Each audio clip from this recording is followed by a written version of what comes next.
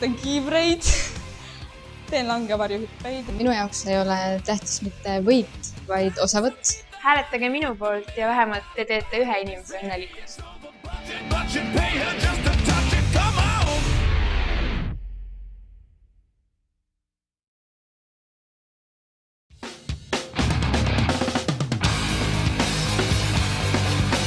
Kolmas missikandidaat on samuti Tartust pärit 19-aastane Irelia.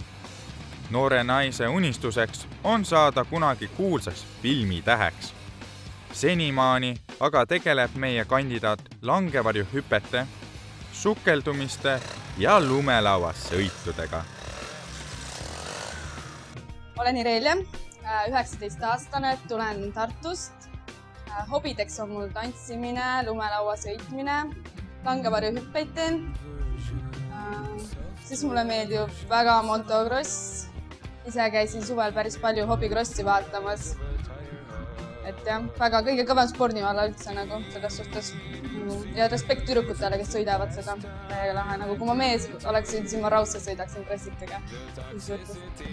Kandideerin Miss Supercrossiks sellepärast, et mu sõbrad käskisid, nad ütlesid, et kui ma ise ei registreeri, siis nad registreerivad ise minna ja muud üle jäin. Minust peaks saama Miss Supercross sellepärast, et ma arvan, et cross on väga lahe spordiala ja seal on väga lahedad ja väga kenad mehed. Nii, ma tahaksin ise ka krossi sõita, kuid mul jääb praegu veel julgusest puudu, nii ma arvan, et see, kui ma Miss Supercrossiks saaksin, siis see oleks üks samm lähemale sellele, et ma võiksin sõitma hakata.